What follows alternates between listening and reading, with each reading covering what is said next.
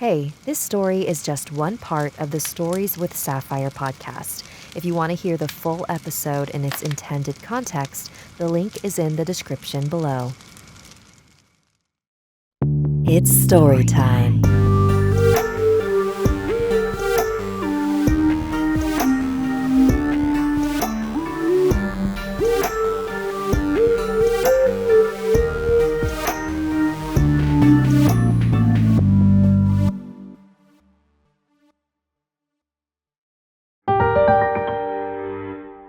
Chapter 3. What's Become of My Stepmother? Submitted by Shadow Dexter. When I was 5 years old, I had appendicitis. My appendix ruptured and was pouring the toxins into my bloodstream, and no doctors except for one in town knew what was wrong with me. It wasn't until later that I found out that I actually died a couple times on the operating table. But needless to say, being stubborn and my father's son, I pulled through. It was in the hospital that my father met my stepmother, well, now former stepmother. We'll call her Alice. She was my nurse in the children's ward. I was in that hospital for almost a year as the toxins were being worked out of my bloodstream. Fast forward to when I was 6 and my father married Alice. They bought a house in Sheridan, Wyoming that was built as a boarding house in 1905. As a child, the place was great. I shared the biggest room with my biological brother and my stepbrother. I was the youngest of 5 kids in the house, so I got picked on quite a bit. But things started to get weird when my dad started remodeling the place, ripping up the carpet, tearing down the old plaster walls, changing the electrical wiring so it was up to code. You know, just the usual stuff that comes with an old rundown house. We discovered some really weird things during all this construction. We found some old skeleton keys hidden in a wall, an old laundry chute that had a little girl's dress stuck in it, a wall downstairs in the basement that hid a large dirt plot with a massive nest of brown recluse spiders. This house was so old, it even had a coal chute. There was also a white door at the bottom of the steps in the basement. Not aged paint like the rest of the doors in the basement. It was fresh. So weird. And this black, sticky stuff was poking out around it on all sides. Kind of like tar, but it never seemed to dry. It wasn't mold either. I still don't know what was behind that door because it would not open. And my dad tried everything. He even pulled the doorknob off, the hinges, put a 3,000-pound come-along to it, and still, it would not budge. The jury's out on whether or not this was a good thing or a bad thing. Then the remodeling upstairs started.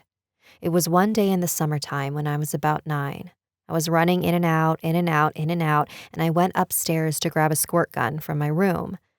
And there was a black figure standing in the hallway. I ran downstairs, terrified, and told Alice about it. She said it was just a shadow coming from the tree outside. That tree was basically dead and had no branches to cast shadows into the room. I didn't feel safe in that room after that. And it turns out I wasn't the only one seeing these things. My biological brother said he saw a girl standing in his room, and when he asked who she was, she smiled and then vanished. Then my stepsister saw a dark figure looming over her bed while she slept. But these weren't even the worst things. See, this whole time we were changing our home, it seemed as though Alice was also changing. She developed a habit of staying up for 3 or 4 days straight, then sleeping for 7. She would pace the hallways and through the house at night with a knife and stab the doors randomly. It terrified us, but my dad said she was just going through menopause. I didn't know what the hell menopause was, but I chose to believe my dad. One of the creepier nights was when Alice was in the kitchen and my dad, my siblings, and I were in the living room. We could hear Alice talking in the other room. My dad went to the kitchen and asked her who she was talking to. "The kids," she said matter-of-factly.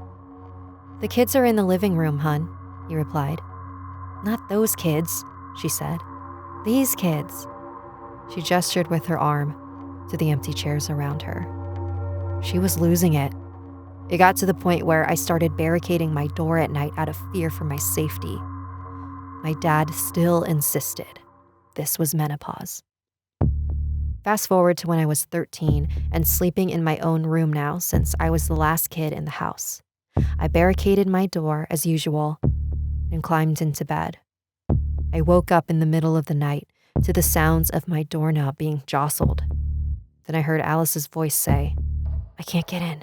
He blocked the doorway." Then loud thumps as she stabbed the door.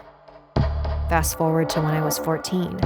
Alice kicked me out of the house, saying the devil was in me. It was after I left that my dad confessed something to me. Alice had pushed him down the stairs into the basement, and he found himself stuck, laying at the bottom, unable to move. And a black figure loomed over him, leaning closer, trying to reach out and touch him. This all might sound out there to you, but it haunts me to this day. Recently, I went back to my hometown because my biological brother killed himself. Not sure why. No, nothing. But I went to that house and asked the current owners about things. Well, this time of year, the only major wind comes from storms coming down the mountains. They said they were watching TV one night, and suddenly all the bedroom doors just slammed shut, and the cabinets in the kitchen flew open, and they heard loud banging coming from the basement. They walled off that large dirt path again, though. They also claimed to have been finding holes carved into walls, and their oldest daughter has been acting strange. The doctors tell them it's bipolar depression. But I told them about how my stepmom changed in that house and about the figures that we saw. They decided to call in a priest. I don't know what happened after that, or if they still live in that home.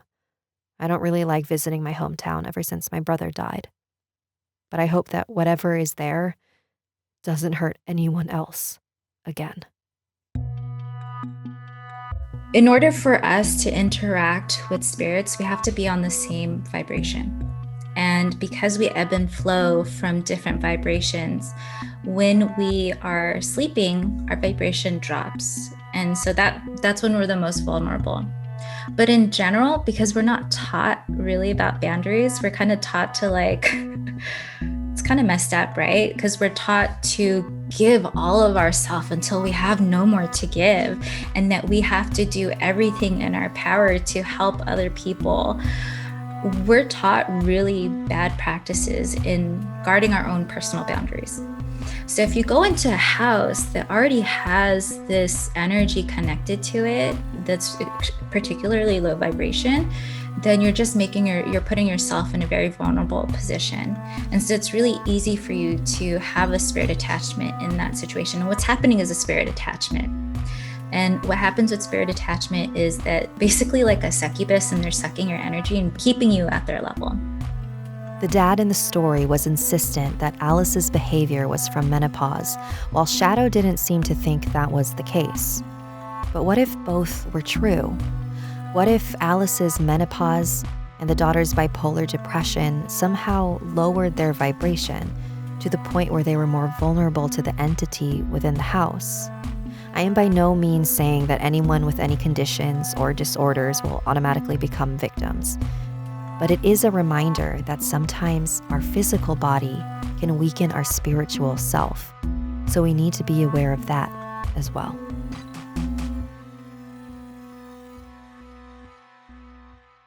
I opened this episode explaining how I don't like taking pharmaceuticals, so I feel a little hypocritical that I now rely on daily medication for my high blood pressure. But I've come to learn that treating illness isn't simply about traditional versus modern or Eastern versus Western.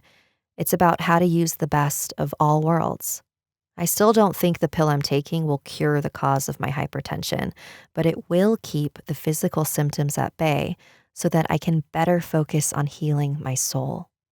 Our health depends on our physical, mental, and spiritual well-beings, so don't forget to take care of all three in the way that works best for you. Thank you for joining me today. If you like what you heard and would like to support this independently run show, consider becoming a member of my Patreon. Visit patreon.com/storieswithsapphire to see the different tiers and perks. If you'd like to submit a story, email me at storieswithsapphire@gmail.com. Salamat and good night.